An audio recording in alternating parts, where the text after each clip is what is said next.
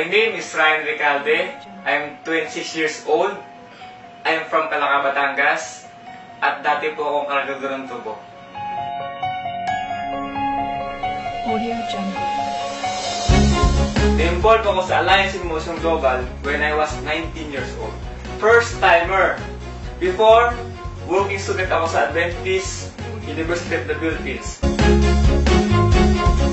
Nag-work ako sa printing press. Audio Jungle. Audio Jungle.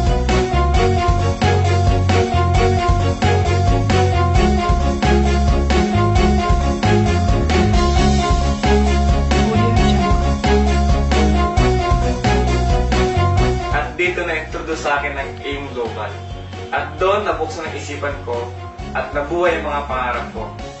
Hindi ako nakatapos ng pag-aaral, walang diploma. Kaya nakita ko sa AIM Global na dito mababago ang buhay ko. Kaya ginrab ko ng opportunity.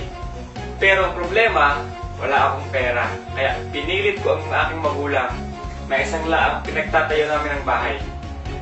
Grabe, hindi pala ganun kadali. Walang naniniwala sa akin, maraming nag-discourage sa akin, pero hindi ako nawala ng pag-asa. Because I want to change my life. Gusto ko magkaroon ng magandang buhay ang pamilya ko. Sa awa tulong ng Diyos, after 6 months doing this business, binayaan ako ng brand new car, Lancer GLX. After another 6 months, nakabili ako ng sariling bahay sa Taros Heights. Doon na lumaki yung grupo ko at nagtuloy-tuloy na yung blessing. My second car is a sports car, Hyundai Genesis Coupe. At nakapatayo din ako ng bahay sa Batangas. And my latest car is Montero Sports 2014. At kakabili ko lang ng condo sa ADB Avenue Tower, malapit lang sa office.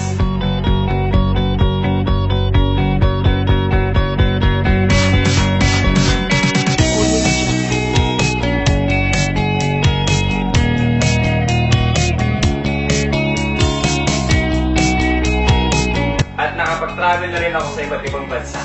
In my 6 years sa AIM Global, lahat ng meron ako ngayon, lahat ito ay galing sa AIM Global. Na-realize ko na bago mo ko isang bagay, kailangan mo talaga paghirapan. Basta huwag ka lang susuko at huwag mong sayangin ang oras mo. Lagi lang mag-pray at magtiwala sa Diyos dahil lahat kayang ibigay sa tapat panahon.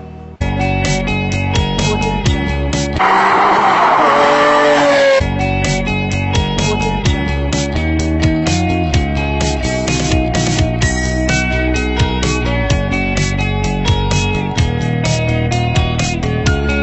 Audio Jungle. Salamat dahil mayroong AIM Global.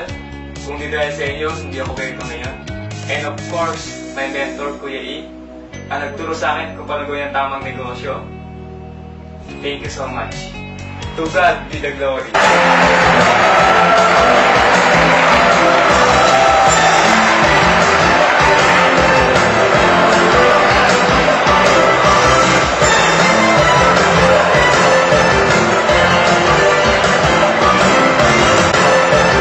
Motion Global, these awards makes me inspired. Thanks so much for buhay, Ansel. Once again, congratulations to you, man, for the album story.